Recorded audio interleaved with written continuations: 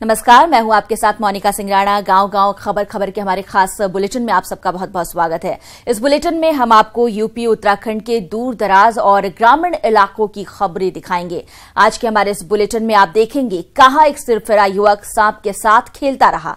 साथ ही आपको दिखाएंगे कि कैसे चाइनीज आइटम ने दीपावली पर मूर्तिकारों का बिजनेस ठप कर दिया है, और दिखाएंगे कि आज भी हमारे देश में कुछ ऐसे इलाके हैं जहां महिलाओं को चप्पल पहनने की इजाजत नहीं है। तो अगले आधे घंटे बने रहिए हमारे साथ और देखते रहिए आपका खास बुलेटिन गांव गांव खबर खबर। अगर किसी को सांप काट ले तो वो व्यक्ति सबसे पहले डॉक्टर के पास जाएगा और अपना इलाज कराएगा। पर कानपुर देहात में एक हैरान कर देने वाला मामला सामने आया। यहां एक व्यक्ति को सांप ने काट लिया, जिसके बाद वो व्यक्ति इलाज कराने की बजाय उस सांप से ही लड़ने लगा। इस व्यक्ति ने सांप को पकड़ लिया, फिर उसे गले में लपेट कर बैठ गया। इस दौरान उस व्यक्ति ने सांप के मुंह को पकड़ लिया। वहीं आसपास खड़े लोग युवक की इस हरकत से डरे हुए दिखे। इस पूरी घटना का वीडियो किसी ने शूट कर लिया और उसे वायरल कर दिया। सांप ने युवक को काट लिया। उसके बाद इस युवक ने सांप को किस तरह से अपने गले में लपेटकर तंग करने की कोशिश की, बैठ गया, और इसकी इस हरकत की वजह से आसपास के लोग काफी डर गए। युवक को सांप ने काटा, उसके बावजूद इस युवक को कुछ नहीं हुआ, उल्टा इसने सांप को ही धर दबोचा और सांप खुद को मुसीबत में मारने लगा। ये देखिए किस तरह से ये लगातार सांप को इसी तरह से गले में लपेटता रहा, उसके मुंह को पकड़ लेता है और इसे डर तक नहीं लगता।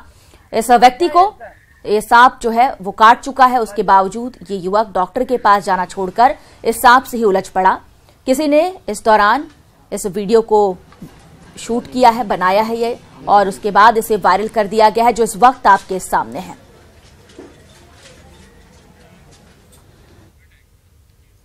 आमतौर पर दीपावली आने से पहले कुम्हारों और मूर्तिकारों में उम्मीद की खुशियां जाग जाती थी, लेकिन चाइनीज मूर्तियों और बिचौलियों के शामिल होने से मूर्तिकारों के चेहरे दीपावली आने से पहले ही मायूस हो गए हैं। शाहजहांपुर में तमाम मूर्तिकार प्लास्टर ऑफ पेरिस और चाइनीज आइटम के आने से परेशान हैं। लक्ष्मी गणेश की मूर्ति बनाने वाले एक मूर्तिकार ने अपना दर्द बयां करते हुए बताया कि बिचौलिए उनसे औने पौने दाम पर मूर्तियां खरीदते हैं और फिर बाहर बाजार में उसी आइटम को महंगे दाम में बेचकर मुनाफा कमा रहे हैं। मूर्तिकारों ने बताया कि वो कर्ज लेकर मूर्तियां बनाते हैं और दीपावली के त्यौहार में भी वो बड़ी मुश्किल से अपनी लागत निकाल पाते हैं।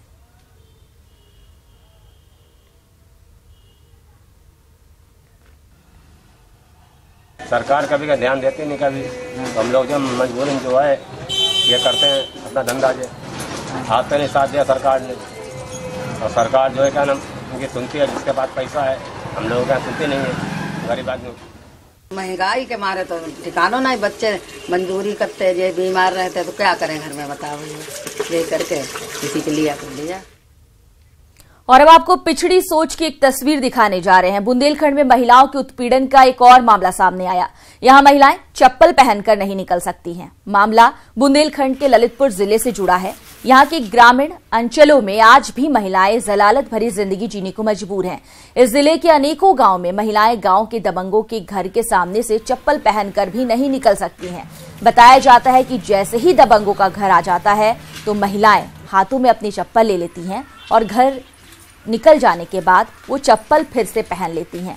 सामंतशाही सोच के लोग जहां इसे अपने सम्मान से जोड़कर देखते हैं, तो वहीं महिलाएं इस कार्य को एक परंपरा करार देती हैं। जब इस मामले को लेकर हमने जनपद के जिलाधिकारी से बातचीत की तो उन्होंने कहा कि इस प्रकार का कोई लिखित रूप से मामला नहीं आया है, लेकिन उन्होंने ऐसी स्थिति होने से इनकार नहीं किया है। बड़े आदमी के घर से निकलते हैं तो चप्पल लेते हैं, हाथ में परंपरा है। तो गांव से बाहर निकल जाते हैं तो आप चप्पल पहन लेते हैं। अच्छा, ये आपके मतलब आपकी पहले की भी जो महिलाएं रहीं वो भी ऐसे ही करती हाँ, थी? वो भी ऐसी करती थी, हमारी सास और करती थी तो वो भी हम करते चले आए। देखिए, इस संबंध में मुझे लगभग यहाँ पर मैं 1 साल 5 महीने से हूँ, लेकिन अभी तक कोई संबंध में शिकायत नहीं मिली है। मेरा ग्रामीण भ्रमण भी काफ़ी होता है। मैं प्रति सप्ताह कम से कम 1 या 2 गाँव में जरूर चौपाल का कार्य करता हूँ। वहाँ पर भी कोई ऐसी हमें शिकायत नहीं मिली है।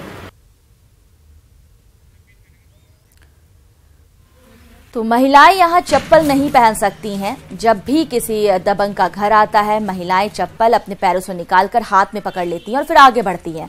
जब घर गुजर जाता है उसके बाद फिर से दोबारा ये चप्पल पहन लेती हैं। जो सामंतवादी सोच है वो यहां देखने को मिल रही है। चप्पल पहनने से इन्हें मना किया जाता है और अब इन महिलाओं ने भी ये मान लिया है कि ये रिवाज है, परंपरा है। बात करते हैं अपने सहयोगी अभय श्रीमाली से, जो कि हमारे साथ जुड़ गए हैं। अभय, ये परंपरा कब से चली आ रही है? जब भी किसी बड़े व्यक्ति का घर आए, दबंगों का घर आए, तो हाथों में चप्पल ले लेना है और उसके बाद जब आगे बढ़ जाएंगे थोड़ा फिर चप्पल पहन लेंगे। बहुत पुरानी परंपरा है और इसलिए महिलाएं मान रही हैं कि ऐसा करने में कोई हर्ज नहीं। जी मोनिका, मैं बता देना चाहता हूं कि जहां आज देश में महिला सशक्तिकरण की बात हो रही है, वहीं बुंदेलखंड में इसे हम कुप्रथा कहेंगे और ये कुप्रथा आज भी जो है जारी है।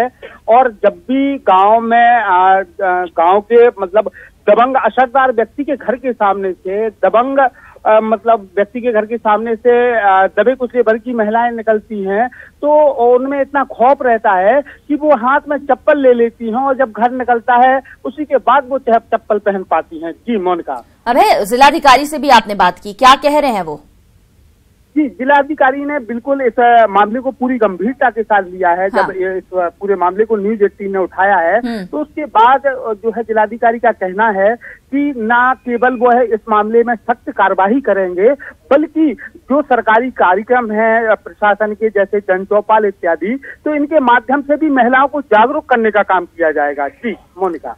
अबे, इस खबर को अभी अभी हमने दिखाया और अब पूरे मामले पर कार्रवाई की बात कही जा रही है। ये बताइए कि क्या लग रहा है आपको कि अब इस गांव की तस्वीर बदल पाएगी? महिलाओं के सम्मान में तमाम जो चीजें करने का दावा किया जा रहा है, अब उन्हें यहां धरातल पर उतारा जाएगा? फिलहाल तो जो स्थिति है बहुत ही शर्मनाक है। जी बिल्कुल, इसको बड़ी ही शर्मनाक स्थिति कहेंगे और महिलाएं आज भी दोयम दर्जे की जिंदगी जीने के लिए मजबूर हैं और निश्चित रूप से जो है यहाँ के जिलाधिकारी ने इस मामले को पूरी गंभीरता के साथ लेने की बात कही है। और इसमें अब देखने वाली बात यह होगी कि ये जो है जो कार्रवाई की बात की जाती है, इस प्रकार के मामलों में वास्तव में कार्रवाई होती है या फिर महिलाएं इसी प्रकार से जो है जिंदगी जीती रहेंगी। शुक्रिया अभय तमाम जानकारी के लिए। तो एक तरफ महिला सशक्तिकरण की बात है और वहीं दूसरी तरफ इस तरह से ये तस्वीर सामने आई है जो शर्मनाक है। ललितपुर का ये मामला है। महिलाएं हाथ में चप्पल लेकर दबंगों के घर के आगे से गुजरती हैं, उनके घर के सामने चप्पल भी नहीं पहन सकती। तो ऐसे में अंदाजा लगाया जा सकता है कि आखिर समाज में कितना बदलाव आया है। हालांकि जिलाधिकारी ने आश्वासन दिया है कि इस पूरे मामले में कार्रवाई जल्द से जल्द की जाएगी। हमीरपुर जिले में यातायात माह की शुरुआत होने पर पुलिस द्वारा ही यातायात नियमों की खुलेआम धज्जियां उड़ाने का मामला देखने को मिला है, जहां पुलिस के आला अधिकारी की मौजूदगी में एक तरफ स्कूली बसों में मानक से अधिक स्कूली बच्चों को भरकर रैली को हरी झंडी दिखाई गई, वहीं दूसरी तरफ जिला कारागार में कैदियों को ढोने वाली गाड़ियों में कैदी जैसी हालत में स्कूली बच्चों को भरकर शहर में घुमाया गया। इस मामले में बच्चों के अभिभावकों में असंतोष व्याप्त है और ये एक्सक्लूसिव तस्वीरें भी आप देख रहे हैं। कैदी वाली गाड़ी में भरकर बच्चों को घुमाया जा रहा है। ओवरलोडेड का मामला लगातार देखने को मिल रहा है और उसी बीच ये एक और तस्वीर सामने आ रही है जो स्कूल प्रबंधन पर गंभीर सवाल खड़े करती है। हमीरपुर जिले में यातायात माह की शुरुआत हो रही है और वहीं दूसरी तरफ खुलेआम नियमों की धज्जियां उड़ाती ये तस्वीरें, एक्सक्लूसिव तस्वीरें हम आपको दिखा रहे हैं। पुलिस के आला अधिकारी की मौजूदगी में स्कूल बसों में अधिक बच्चों को भरकर रैली को हरी झंडी दिखाई गई और कारागार में कैदियों को ढोने वाली गाड़ी में स्कूली बच्चों को भरकर शहर में घुमाया गया। उमाशंकर हमारे साथ जुड़ गए हैं। उमाशंकर, जिस तरह से ये पूरी वारदात हुई है, बच्चों को कैदी के वाहनों में बैठाकर घुमाया गया, ये बताइए, पुलिस भी इस दौरान मौजूद थी, अभिभावकों में असंतोष व्याप्त है, क्या कार्रवाई हुई अब तक, क्या कहा गया? ये मैं मोनिका जी बता देना चाहता हूँ, ये सदर मुख्यालय का मामला है, पुलिस लाइन का मुख्यालय मामला है। जहाँ पर खुद पुलिस अधीक्षक ने ये हरी झंडी दे करके रवाना किया है। ये बहुत बड़ा मामला है क्योंकि जो बच्चे थे अब उनको क्या मालूम नियम कानून, और कारागार में लगी वो कैदी की गाड़ी जिसमें बच्चे ढोए गए, शहर में गए, ये बहुत संवेदनशील मामला है। इसके अलावा पुलिस खुद दावा करती है कि नियमों का पालन किया जाए, ट्रैफिक नियमों को लगाया जाए। 7 सप्ताह हर स्कूलों में लगाया जाता है। यातायात माह का शुरुआत हो गई है। और शुरुआत होते पहले दिन में ओवरलोडेड बच्चे गाड़ियों में ठूस ठूस करके भरे गए। बस स्कूली बसों में देख सकते हैं किस तरीके से बच्चे भर करके भेजे जा रहे हैं। इसके अलावा कारागार में खुद कैदी जैसा हालत की गई बच्चों के साथ में। तो अभिभावकों में असंतोष व्याप्त है और ये पुलिस के लिए बहुत बड़ा प्रश्न है। और जो कार्यशैली देखने को मिल रही है वहाँ, क्योंकि जिले के सारे अधिकारी मौजूद थे, पुलिस के आला अफसर मौजूद थे, उसके बावजूद ट्रैफिक नियमों की सारेआम अवहेलना की गई। बिल्कुल उमाशंकर, यातायात सप्ताह मनाया जा रहा है और वहीं यातायात नियमों की किस तरह से धज्जियां उड़ाई गई, वो भी पुलिस वालों की ओर से। उनका ध्यान ही नहीं गया कि कैदी वाहन में इस तरह से बच्चों को ठूस ठूस कर भरा जा रहा है। अभिभावकों ने अब असंतोष जताया है। क्या कह रहे हैं अभिभावक? क्या उन्हें पहले से जानकारी थी कि उनके बच्चों को इस तरह से ले जाया जाएगा कैदी वाहन में डालकर? ये मोनिका जी, अभिभावकों को जानकारी नहीं थी कि इस तरीके से इनके साथ व्यवहार होगा। वो लोग तो खुशी खुशी ट्रैफिक नियमों का पालन करने के लिए अपील भी कर रहे थे। उनका कहना था कि हम लोग तो लगातार इसके लिए प्रयास रहते हैं कि हमीरपुर शहर में ट्रैफिक नियमों का पालन हो, लेकिन जब अचानक ऐसा कार्य हुआ तो उनमें असंतोष व्याप्त है। उनका निश्चित तौर पर यह कहना है कि ये हमारे बच्चों के साथ एक गलत हुआ है। अभी से बच्चों के साथ कैदियों जैसा व्यवहार किया गया, तो ये आगे भविष्य में भी उनके लिए एक संदेश है, जो गलत संदेश जा रहा है अभिभावकों के बीच में। तो निश्चित तौर पे पुलिस के लिए एक गलत कार्य किया गया है और चिन्ह भी है। शुक्रिया इस तमाम जानकारी के लिए आपका। अगली खबर की बात करते हैं। मुख्यमंत्री योगी आदित्यनाथ ने आज गोरखपुर जिला चिकित्सालय में 10 बेड के डायलिसिस यूनिट का उद्घाटन किया। इस यूनिट से सबसे अधिक फायदा उन गरीबों को मिलेगा जो गरीबी के कारण अपना इलाज प्राइवेट अस्पतालों में नहीं करा पाते थे। गुर्दे की बीमारी से जूझ रहे गोरखपुर और उसके आसपास के ग्रामीण इलाकों में रह रहे लोगों के लिए जिला अस्पताल का 10 बेड का डायलिसिस यूनिट बड़ी राहत देगी, क्योंकि अब मरीजों को प्राइवेट अस्पतालों में चक्कर नहीं काटने होंगे। करीब 1 करोड़ 70 लाख रुपए में तैयार इस यूनिट में रोजाना 30 मरीजों की फ्री में डायलिसिस होगी। इन 10 बेड में से एक बेड पर हेपेटाइटिस सी से जूझ रहे गुर्दा रोगी की डायलिसिस की जाएगी, जबकि 9 बेड पर सामान्य मरीजों की सुबह 8 बजे से रात 10 बजे के बीच में 3 शिफ्ट में अधिकतम 30 मरीजों की डायलिसिस की जाएगी। हर मरीज के लिए अलग डायलेजर होगा। एक डायलेजर से मरीज का 10 बार डायलिसिस होगा। डायलिसिस के लिए बेहद ही आधुनिक मशीनों का प्रयोग किया जा रहा है।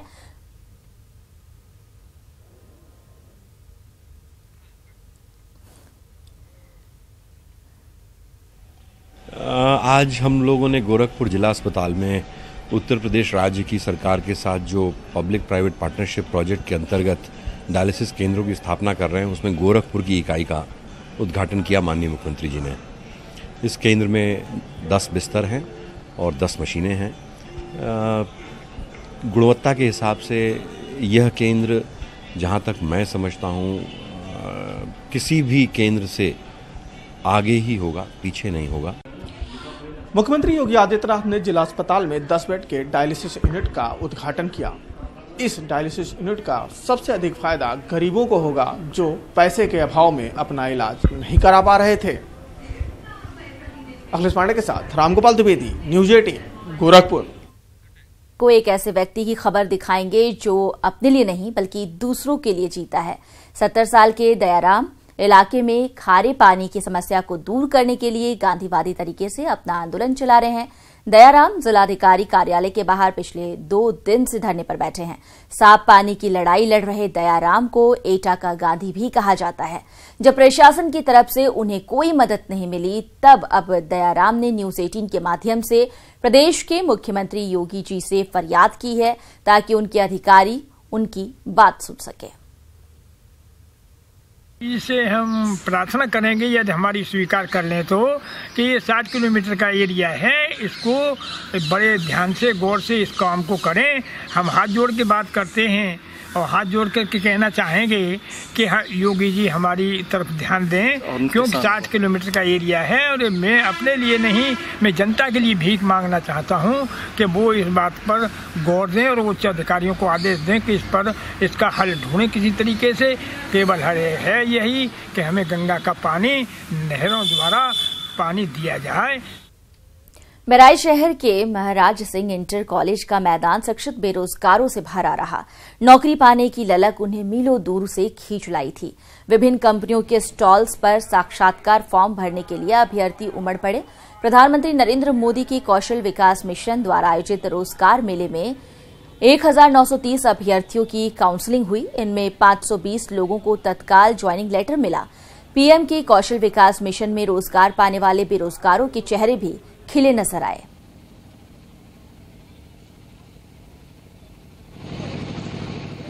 रोजगार मेला आयोजन किया गया है, जिसमें 10 कंपनियों के करीब लोग पहुंच गए हैं। टीम्स और करीब 1200 से अधिक प्रशिक्षु और स्किल्ड युवाओं ने अपना पंजीकरण कराया है। उनकी करियर काउंसलिंग भी हो रही है, साथ में उनके इंटरव्यू हो रहे हैं, स्क्रीनिंग और शॉर्टलिस्टिंग किया जा रहा है। आइडिया ये है कि उनके स्किल, कौशल, प्रतिभा को पहचान कर उनको सही सेक्टर में एम्प्लॉयमेंट दिलाया जाए, ताकि वो रोजगार भी प्राप्त करें और उनकी प्रतिभा का लाभ इस समाज और देश को भी जरूर मिले। यही हमारी कोशिश है। आगे आने वाले समय में भी हम इस प्रकार से कार्रवाई करते रहेंगे, प्लान करेंगे, ताकि रोजगार दिलाया जा सके। अगली खबर चंपावत से है, जो आज अपनी पहचान खोता जा रहा है। 3 दशक से अधिक समय से नगर पंचायत और 5 साल पहले नगर पालिका का दर्जा हासिल करने के बाद भी चंपावत में अब तक निकाय चुनाव जीत कर आए जनप्रतिनिधि सीवर लाइन और नगर का कूड़ा फेंकने के लिए ट्रचिंग ग्राउंड के लिए गंभीर नजर नहीं आए। यही वजह है कि स्थानीय मतदाता ऐतिहासिक गंडक नदी से में सीवर लाइन के जाने पर आक्रोशित हैं, तो वहीं ललवा पनी मुख्य मार्ग पर नगर का कूड़ा फेंके जाने को भी प्रतिनिधियों की नाकामी की बात कह रहे हैं।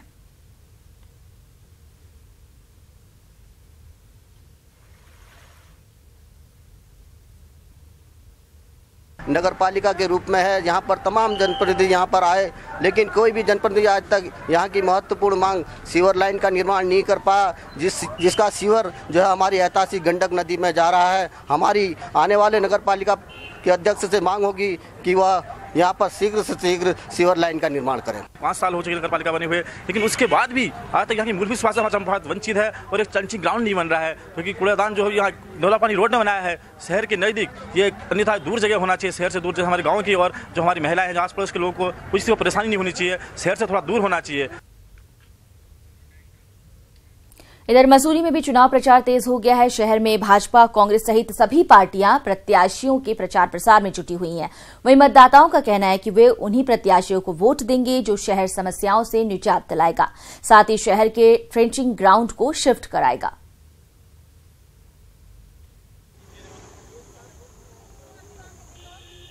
हम तो ये सिर्फ उस प्रतिनिधि को चुनेंगे जो मसूरी के जो माल रोड की जो सुंदरता थी उसको वापस ला सके, अतिक्रमण हटा सके, और जहाँ पे मसूरी की सफाई व्यवस्था का सवाल है, गड्डी खाना का बुरा हाल है, इस बारे में कुछ उसका समाधान निकाल सके। यदि कोई पर्यटक आता है, यदि हम नैनीताल और शिमला को देखते हैं, तो उसके आगे हमारा मसूरी बिल्कुल शून्य है। हम चाहते हैं ऐसा प्रतिनिधित्व आना चाहिए, हम उसे मतदान देंगे और उसी को जिताएंगे जो हमारी मसूरी को एक सुंदर शिमला के रूप में माल रोड को तब्दील कर देगा। ऐसा जनप्रतिनिधि चुनना पसंद करेंगे जो कि शहर की व्यवस्था को सुधारे। यहाँ की पटरी व्यवस्था है, यहाँ की जो अवैध कब्जे लोगों ने करे हुए हैं उसको सुधारे, नगर पालिका की जो बैरियर है इसको सुधारे, शहर में जो अन्य और बहुत ऐसी व्यवस्थाएं, पटरी व्यवस्था है, पटरी व्यवस्था को सुधारे। हम ऐसा प्रतिनिधित्व चुनेंगे जो कि कार्य। खबर रुड़की से है। यहां पिरान कलियर का 750वां सालाना उर्स 10 नवंबर से शुरू होने जा रहा है, लेकिन अभी तक तैयारियां पूरी नहीं हो पाई हैं, जिससे जायरीनों को परेशानियों का सामना करना पड़ सकता है और प्रशासन के लिए उर्स मेला एक बड़ी चुनौती होगी, क्योंकि इस बार निकाय चुनाव के चलते पुलिस फोर्स और कर्मचारियों की कमी मेले में देखने को मिल सकती है। पिरान कलियर पहले से ही जाम और पार्किंग की समस्या से जूझ रहा है। वहीं पिछले 2 साल से गंग नहर पर बन रहे पुल का निर्माण कार्य भी अभी तक पूरा नहीं हो पाया है, जिससे पिरान कलियर में जायरीनों को जाम का सामना भी करना पड़ सकता है। उत्तरकाशी के चिनाली सौड़ नगर और आसपास जहां भगीरथी नदी पर बनी टिहरी डैम की झील खूबसूरती में इन दिनों 4 चांद लगा रही है, वहीं कई किलोमीटर तक झील का सुंदर और मनमोहक नजारा सभी का मन मोह रहा है। झील में वाटर स्पोर्ट्स की अपार संभावनाएं हैं, जिसको देखते हुए जिला प्रशासन ने झील में पहले भी वाटर स्पोर्ट्स जैसी गतिविधियों को शुरू किया था। वहीं चिनाली सौड़ में हवाई पट्टी का होना देशी विदेशी पर्यटकों के लिए एक सुविधाजनक बात साबित हो सकती है। टिहरी बांध की झील जो चिनेलसर तक जिसका विस्तार है, इसको बने हुए लगभग 12 साल हो गए, लेकिन यहाँ पर जो वाटर स्पोर्ट्स के नौकायन के अपार संभावना है। सरकार को इस पर ध्यान देना चाहिए और इसको डेवलप करना चाहिए ताकि यहाँ पर देश विदेश के जो स्पोर्ट्स के शौकीन हैं, वो वाटर स्पोर्ट्स के शौकीन वो आए, वो यहाँ के जो स्थानीय लोग हैं उनको भी रोजगार मिलेगा। तो बीच जब हमें मिलेगा वहाँ पे कुछ सीजनल उसके लिए, तो उस टाइम में इस टाइप की एक्टिविटीज़ हो सकती हैं। उसके अतिरिक्त उस एरिया में डेवलपमेंट के लिए नगर पालिका को भी मेरी तरफ से निर्देश दिए गए हैं कि वहाँ पे उसका सौंदर्यीकरण करते हुए उस एरिया में इस तरीके की टूरिस्ट एक्टिविटीज़ को प्रमोट करने के लिए जो चीज़ें हैं वो कर। इसी के साथ बुलेटिन में इतना ही। हमारी पहुंच आपकी ताकत है। अब न्यूज 18 यूपी देखने के लिए आप लॉग ऑन कर सकते हैं news18up.com। हमारा फेसबुक पेज है news 18 UP, Twitter handle news 18 UP और हमारा यूट्यूब चैनल है न्यूज 18 यूपी उत्तराखंड। और अब न्यूज 18 उत्तराखंड देखने के लिए आप लॉग ऑन कर सकते हैं news18uk.com। हमारा फेसबुक पेज है न्यूज 18 यूके और हमारा यूट्यूब चैनल है न्यूज 18 यूपी उत्तराखंड।